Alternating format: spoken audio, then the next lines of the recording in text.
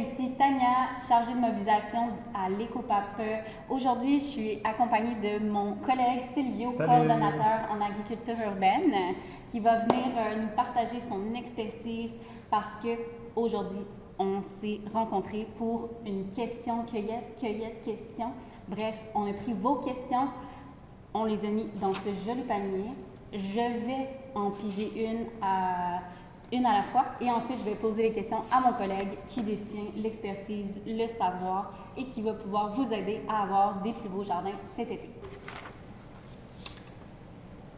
Encore une question sur l'ail. Wow. L'ail, c'est populaire dans la cuisine, mais dans les jardins également. J'ai planté mon ail en septembre. Est-ce que je dois faire quelque chose avant la collecte? Oui, ce qu'il faut faire et ce qu'on recommande, c'est de couper les inflorescences. Dès qu'on voit que l'ail commence à faire sa fleur, ou il commence à faire un tour sur lui-même, on essaye de le couper parce que en fait toute l'énergie va monter sur les fleurs puis les graines, et nous ce qu'on veut c'est des grosses bulbes. Donc garder l'énergie vraiment dans la bulbe. Donc c'est pour ça qu'on va couper.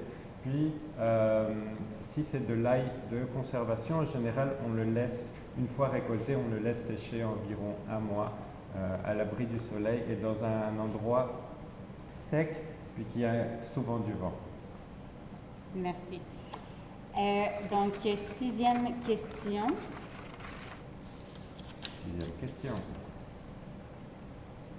Rien de moins.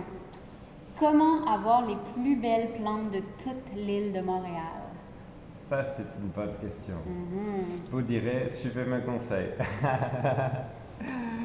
Pour avoir des belles plantes, il faut, je dirais, premièrement, beaucoup de temps, beaucoup d'amour pour les plantes.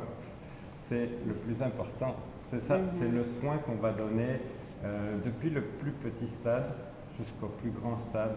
Ça veut dire de l'eau, du soleil, la température aussi, voir s'il y a des maladies, il y a des insectes qui s'installent ou pas.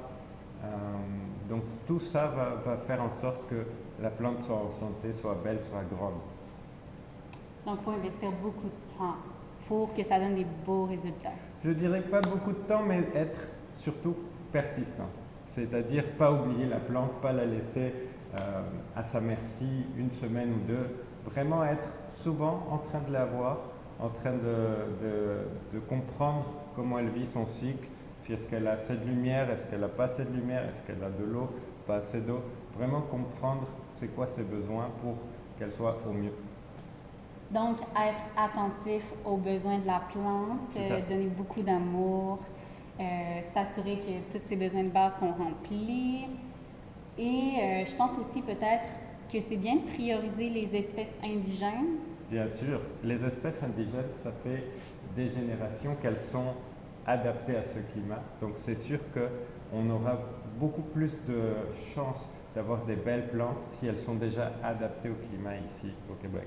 Exactement. Est-ce que tu as des exemples de plantes indigènes du Québec? Il y a l'ail du Québec, par exemple, parce que beaucoup d'ail du commerce viennent de Chine, il faut le dire.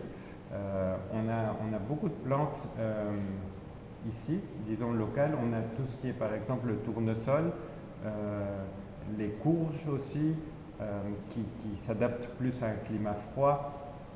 On a historiquement aussi eu les trois sœurs, donc le maïs, les courges, le melon de Montréal par exemple, c'est une espèce vraiment locale. Les trois sœurs, je pense que c'est le haricot, la courge et le maïs. Exactement, l'haricot grimpant. Donc on a aussi des variétés d'haricots indigènes d'ici du Québec. Puis sinon on peut en compter plein d'autres sortes. Mais c'est ça, l'important c'est qu'elle soit vraiment indigène, adaptée ici localement. Puis je pense qu'à l'éco-boutique, on fait beaucoup affaire avec des distributeurs locaux qui ont ce genre de produits-là, qui promouvoient justement des semences plus indigènes, des espèces plus naturelles. C'est ça, Québec. Des semences indigènes, il y en a plusieurs, vous pourrez le voir sur Internet, mais c'est vrai que nous, on priorise ces semenciers-là. Ouais. Alors, prêt, il nous reste 2 questions. On a encore de l'énergie? C'est bon. Parfait. Donc, comment éviter que les feuilles brunissent et se dessèchent lors de la période de fructification des tomates? Ok, les tomates. Mhm. Eh oui. Donc, il faut savoir que les tomates, elles ont beaucoup de besoin d'eau, c'est des solanacées. Elles grandissent dans des milieux qui sont assez chauds, puis elles ont aussi beaucoup besoin de nutriments. Nutriments, au début de la croissance, on va aller plus dans des engrais azotés, et après, au fur et à mesure qu'il y a la fructification, on aura besoin plus de phosphore, de magnésium, puis d'autres microéléments. Donc ce qui est important à voir, c'est quand il y a la fructification, c'est là où il y a les demandes en nutriments augmentent, en magnésium, en potassium. Donc on va essayer de leur donner des engrais spécifiques à ce moment-là. Il y en a, nous à l'éco-boutique justement, on a des engrais pour ça. Et donc il faut faire vraiment attention à ça, puis avoir aussi un arrosage régulier, parce que tous les nutriments sont solubles en version aqueuse. Ça veut dire que les racines vont pomper les nutriments quand ils sont solubilisés dans l'eau. Donc c'est très important d'arroser souvent pour éviter justement des carences au niveau de la plante. Alors, dernière question. Dernière question. Est-ce que On tu y veux va. faire les honneurs? Bien sûr. Voilà. Je vais lire. J'ai tenté de cultiver des oignons espagnols et des poireaux à partir de bulbes et de plants. Tout allait bien, mais un jour, au lendemain, les plantes ont flétri. Quelle serait la cause et comment prévenir? Ouh, pas une question Ok. simple. Ouais, on va jouer au détective. Donc, en lisant cette question, il y a plusieurs choses qui m'interpellent. Première, c'est le fait que ça soit des oignons espagnols. Je ne sais pas si c'est la première fois que ces plantes sont dans le jardin, si c'est une espèce qui est déjà cultivée ici au Québec ou pas, parce que peut-être si c'est une espèce, disons, exotique, peut-être qu'elle n'est pas assez adaptée au climat, aux conditions et aussi aux ravageurs. Donc je pense premièrement à ça. Deuxième chose que je penserais, ça serait oignons et poireaux. Donc c'est de la même famille. Je ne sais pas si encore là, les plants par exemple, ils étaient sur une même planche rapprochée, parce que si c'est le cas, c'est sûr que ça attire les mêmes maladies, ça attire les mêmes ravageurs. Donc c'est jamais une bonne idée de mettre ensemble des plantes de la même famille. Encore là, il peut y avoir aussi beaucoup d'autres questionnements qu'il faudrait aller voir. Il faudrait aller voir aussi s'il y a eu un changement, par exemple, soudain de température. La nuit, grosse par exemple. Sécheresse, c'est ça, la nuit, des températures très froides. Il faudrait voir s'il y a de l'eau suffisante, par exemple, s'il y a eu un certain changement, disons, pour bien comprendre. Puis aussi, moi, ce que j'aime bien faire, c'est prendre un plant, puis vraiment le couper, voir avec attention les racines, s'il y a visuellement, on peut voir une certaine pourriture, un certain insecte nuisible. Donc pour commencer à dépister, disons, les maladies possibles qu'il peut y avoir sur nos plants. Puis plus régulièrement on procède à un dépistage de nos plants, plus vite on est capable de prévenir. C'est ça, c'est sûr, c'est sûr. Et encore là aussi, on a beaucoup de façons de contrer à ça. On a aussi une façon de prévenir justement les maladies, c'est en faisant une rotation des cultures. Ça veut dire pas planter la même espèce au même endroit chaque année. Donc essayer de changer. Puis aussi, on a des plantes qui repoussent certains insectes.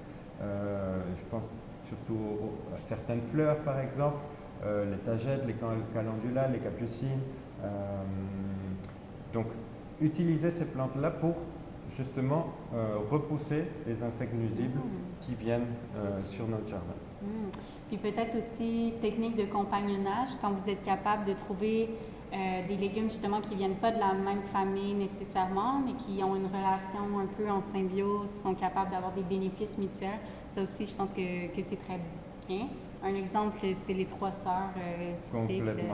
Complètement. C'est très bien que tu l'as évoqué, c'est un exemple parfait parce que c'est une association de 3 plantes d'ailleurs qui ont été cultivées ici pendant des milliers d'années, qui sont très bien adaptées aux conditions. Les courges vont créer un couvre-sol, vont éloigner certains rongeurs, certains animaux. Donc le maïs va créer un tuteur, va créer de l'ombre un peu pour les autres plantes.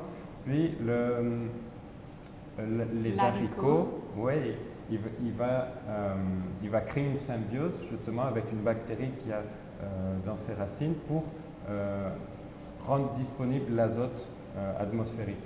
Donc c'est très important cette culture-là, c'est une culture qui a perduré pendant des millénaires d'années, on pense même plus de 5000 ans que cette culture existe. Donc c'est sûr qu'on peut s'appuyer sur des bases comme ça pour avoir un succès, un bon potager. Voilà. Ouais. Donc si j'ai à résumer ce que tu viens de dire, la base, c'est de prendre le temps de vérifier vos plants régulièrement, s'assurer qu'il n'y a pas de la présence de ravageurs ou des signes de maladie, pour que si c'est le cas, vous puissiez prévenir le plus tôt possible, couper une partie du plant qui est malade, éviter que ça se propage. Donc, prêter attention à vos plantes. Ensuite, s'assurer que les besoins de base sont remplis, donc l'eau, la disponibilité des nutriments dans le sol.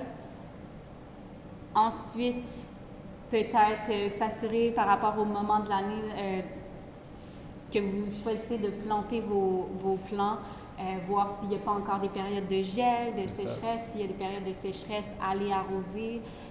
Et finalement, plus des aspects techniques, mais tout ce qui est compagnonnage, rotation, etc. Ça pourrait être des bonnes alternatives. Puis ça me fait penser d'ailleurs que pour tout ce qu'on a répondu dans cette vidéo-ci, il y a beaucoup de capsules qu'on a déjà fait, des ressources disponibles sur notre site internet, etc., qu'on va rendre disponibles là, dans la description. Donc, n'hésitez pas si vous voulez approfondir, avoir des visuels, puis vraiment bien comprendre tout ce qu'on a abordé aujourd'hui. N'hésitez pas à aller voir, jeter un coup d'œil à ces ressources-là. Puis, n'hésitez pas à nous poser des questions. On est là pour ça, puis ça me fait toujours plaisir de vous répondre. Donc, merci Silvio. Merci Tania. Ce fut très instructif. Donc, on espère que vous avez aimé. Puis, à la prochaine.